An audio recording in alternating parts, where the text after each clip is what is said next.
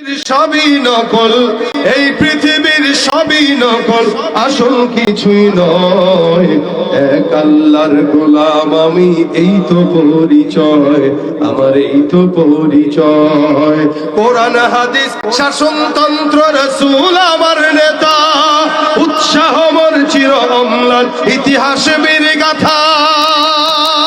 কোরআন হাদিস শাসনতন্ত্র রাসূল আমার নেতা, উৎসাহ মোর চির অম্লান ইতিহাস বীর গাথা। এক আল্লাহ ছাড়া আমার দিলে, এক আল্লাহ ছাড়া আমার দিলে নেই তো কারো ভয়। এক আল্লাহর গোলাম আমি, এই তো পরিচয় আমার, এই তো পরিচয়। আল কোরআনের সৈনিক আমি, নেই তো কোনো ভয়।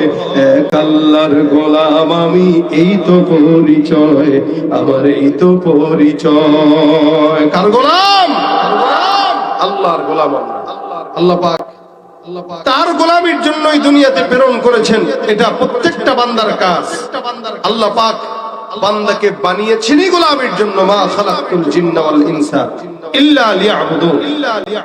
এই জমিনে প্রত্যেকটা ইনসান আর জিন্নাতকে আল্লাহ পাক একমাত্র শুধুমাত্র মাওলার গোলামির জন্য পাঠিয়েছেন। গোলামি গোলামির মতোই করা লাগে। আপনাকে আপনার মুনিব যদি বলে, তোমাকে একটা কাজ দিলাম, কি কাজ? যাও বাজার থেকে আমার জন্য 10 কেজি মিষ্টি নিয়ে আসবে।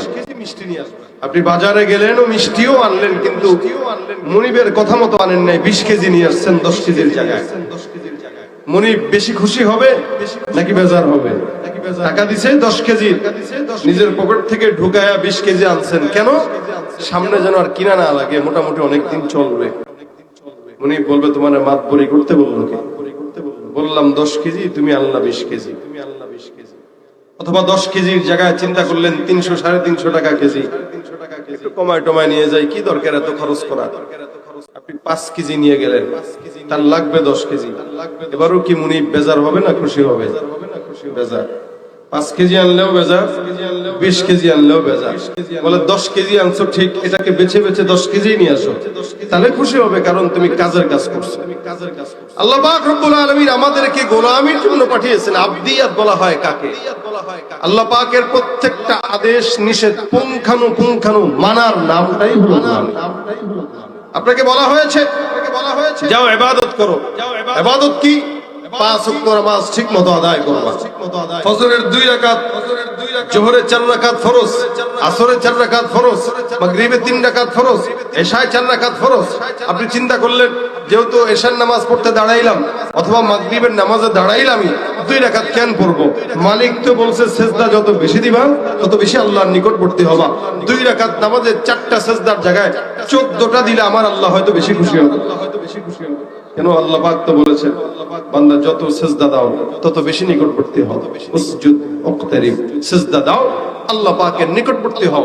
তাহলে আপনি এই জায়গায় সেজদা দিলে আল্লাহ বেজার হবে কেন? বলে আপনাকে আল্লাহ যতটা দিতে বলছেন আপনি ততটা দেন নাই, মাতবরি করে বাড়ায় দিয়েছেন। অথবা কেউ যদি 4টার জায়গায় একটা সেজদা দেয়, আধা ঘন্টা লাগায় সেজদা দিচ্ছে। এত বড় তেলাওয়াত করার পর যেহেতু নামলামই, একটু সেজদাটা ভালো মতো জুৎসই সেজদা দেই, এই চিন্তা করে কেউ যদি 30 মিনিট লাগাতার সেজদায় পড়ে থাকে, এটাও আল্লাহ পাকের গোলামি না, বরং আল্লাহর সঙ্গে মাতবরি করা, ঠিক কিনা বলেন? সুতরাং কেউ সেজদা 4টার জায়গায় 10টা দিলেও আল্লাহ পছন্দ করবে না, আবার 4টার জায়গায় একদম আধা ঘন্টা লাগায় একটা দিলেও আল্লাহ পাক পছন্দ করবে না।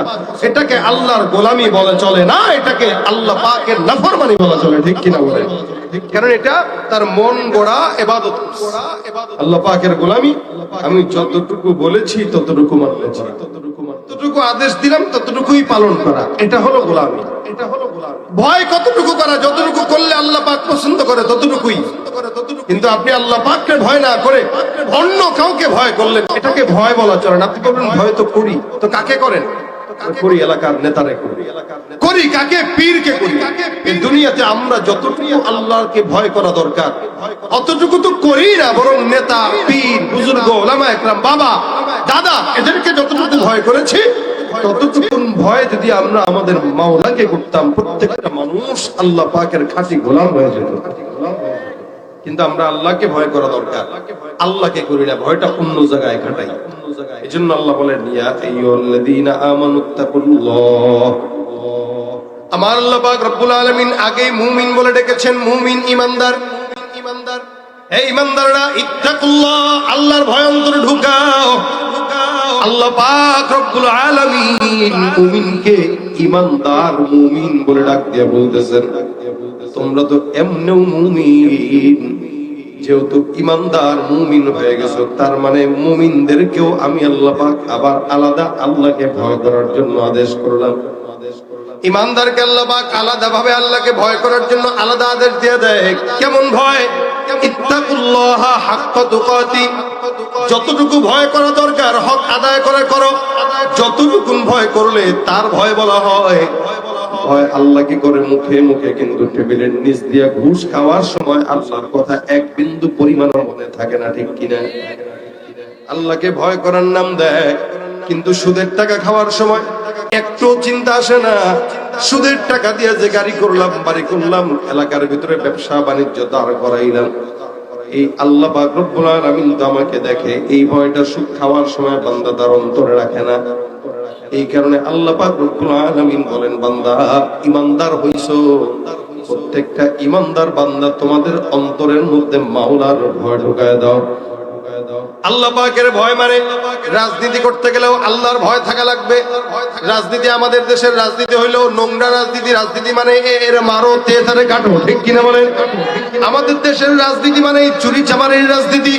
আমাদের দেশের রাজনীতি মানে দুর্নীতিবাজের রাজনীতি। আমাদের দেশের রাজনীতি মানে চাঁদাবাজের রাজনীতি। কথা বলেন ঠিক কিনা? যার কারণেই তো 53 বছর ধরে ক্ষমতার পালাবদল চলতেছে, কিন্তু শান্তি আশা করা যায় না। একদল ক্ষমতায় বসে আরেক দল যায়, একদল ক্ষমতায় আসে আরেক দল বিদায় হয়। যারা যায় যারা আসে সবগুলো সমান, প্রত্যেকটাই চোরের দল, একটাও কিন্তু ভালো না।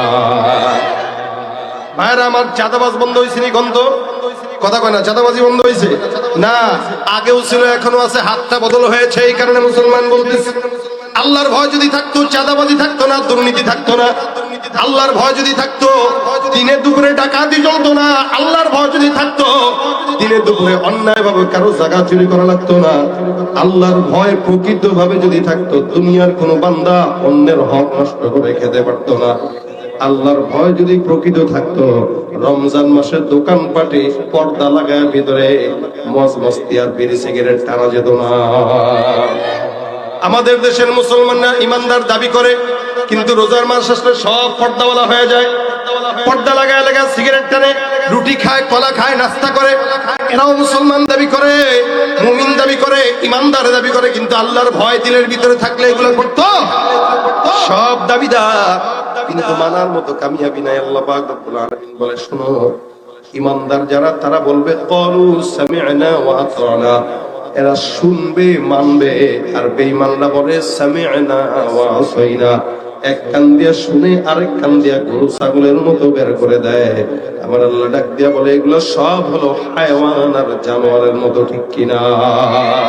লাহুম কুলুবুল লা ইয়াফকাহুনা বিহা ওয়া লাহুম আ'য়ুনুন লা ইবসিরুনা বিহা ওয়া লাহুম আযানুন লা ইয়াসমাউনা বিহা উলাইকা কাল আন'আম বাল হুম আদাল উলাইকা হুমুল গাফিলুন। একদল বান্দা যারা নিজেদেরকে মুমিন দাবি করে, কিন্তু এরা মুমিন দাবি করলেও সুদের টাকা খায়, ঘুষের টাকা খায়, দুর্নীতি করে, জিনা ব্যভিচার করে। আল্লাহ পাক বলেন এদের কলব আছে, কিন্তু তারা কলব দিয়া চিন্তা করে না। আল্লাহ পাক বলেন তাদের চক্ষু আছে, কিন্তু আল্লাহর চক্ষু দিয়া তারা দেখে না। আল্লাহ পাক বলেন তাদের কান আছে, কিন্তু তারা কান দিয়ে শুনে না। আল্লাহর কোরআন শুনে না, কিন্তু অন্য গান ঠিকই শুনে। বাদামের নাটক ঠিকই দেখে, অন্য যাত্রাপালা গানে ঠিকই গান যায় শুনে। ওই বেগানা নারীর দিকে ঠিকই নজর দেয়। আল্লাহ পাক ডাক দিয়া কয় অন্তর থাকতেও বুঝে না, কান থাকতেও শুনে না, চক্ষু থাকতেও দেখে না। বুড়া হয়ে গেছে, 80 বছর বয়স, স্কুলের দরজার কিনারায় চায়ের দোকানে বসে বসে ওই ছোট ছোট মেয়েদের দিকে নজর দেয়, কিন্তু আল্লাহর কালামের দিকে নজর দেয় না। আছে না নাই? চোখ আছে কিন্তু দেখে, দুনিয়ার সব দেখে, আল্লাহর কোরআন দেখে না। দুনিয়ার সব গানের আওয়াজ শুনে, আল্লাহর কালামের আওয়াজ শুনে না। আল্লাহ পাক বলেন, এ বান্দা কোরআন কি বলে, গরু ছাগল হায়াওয়ান জানোয়ার কোরআন তেলাওয়াত করে না, তারাও কোরআন শুনে না, তারাও কোরআন দেখে না। তুমি একজন ইমানদার মুসলমান দাবি করো, তুমিও কোরআন দেখো না, তুমিও কোরআন শোনো না, তুমি কোরআন দিল থেকে অনুধাবন করো না, তার মানে তোমার মধ্যে আর কুকুর ছাগল বিড়াল হায়াওয়ান জানোয়ারের মধ্যে কোনো তফাৎ নাই। তুমিও নিজেকে মানুষ দাবি করো, ইমানদার দাবি করো, কিন্তু কোরআন পড়ো না, কোরআন শোনো না, কোরআন বুঝো না। গরু ছাগল কোরআন বুঝে না, কোরআন পড়ে না, কোরআন জানেও না, শুনেও না, তার মানে তোমার ভিতরে তার ভিতরে কোনো পার্থক্য নাই। আর যেগুলো আছে, কিছু কিছু বান্দা আছে, এরা মানুষ দাবি করলে এগুলা হায়াওয়ান জানোয়ারের চাইতেও খারাপ। কেমনে খারাপ? দেখবেন এলাকার ভিতরে এমন কোন অন্যায় নাই যে অন্যায়টা সে করে না। এলাকায় যত চাঁদাবাজি, দুর্নীতি, মানুষ হত্যা, সবকিছুর ভিতরে কিছু টাইপের লোকরা আছে, তারা প্রতিনিয়ত জড়িত আছে না। এলাকার ভিতরে মারামারি লাগলে ভাড়া করে নিয়ে যায়, মারবি খালি তুই, তোর কাম এটা, মানে ভাড়া করা সন্ত্রাস। এলাকার ভিতরে চাঁদাবাজি, দুর্নীতি, মাদক দ্রব্য, সমস্ত অন্যায় কাজ, অশ্লীল কাজ, এমন কোন কাজ নাই যেই কাজটা সে করে। আমার আল্লাহ পাক ডাক দিয়া বলে, গরু ছাগল যেই কাজ করে না সেই কাজ তুমি করো, হায়াওয়ান জানোয়ার যেই কাজ করে না সেই কাজ তুমি করো। চাঁদাবাজি একটা কুকুর করে না কিন্তু তুমি করো, দুর্নীতি একটা হায়াওয়ান করে না কিন্তু তুমি করো। আল্লাহ পাক বলে, যেই কাজটা কুকুর বিড়াল হায়াওয়ান জানোয়ার করে না, ওই কাজ তুমি ইমানদারের খাতায় নাম লেখা করার কারণে আমি আল্লাহ বললাম তুমি গরু ছাগল হায়াওয়ান জানোয়ারের চাইতেও খারাপ, ঠিক কিনা? চেহারাটা দেখতে ভালো, পোশাকটাও চমৎকার, অন্তরে তার কালি ভরা, কাজটা বড় কদাকার। চেহারাটা দেখতে ভালো, পোশাকটাও চমৎকার, অন্তরে তার কালি ভরা, কাজটা বড় কদাকার। এই মানুষের ভিড়ে আজ আসল মানুষ নাই রে নাই, এই মানুষের ভিড়ে আজ আসল মানুষ নাই রে নাই। মানুষ দেখতে চলো এবার জাদু ঘরে যাই সবাই। কথা কয় না? আরে সাধের দুনিয়ায় মানুষ পাওয়া বড় দায়, মানুষ দেখতে চলো এবার জাদু ঘরে যাই সবাই। রাস্তা ঘাটে যায় না চলা এই মানুষের ভিড়ে, ওই ভিড়ের মাঝেও আবার কেহ অন্যের পকেট মারে।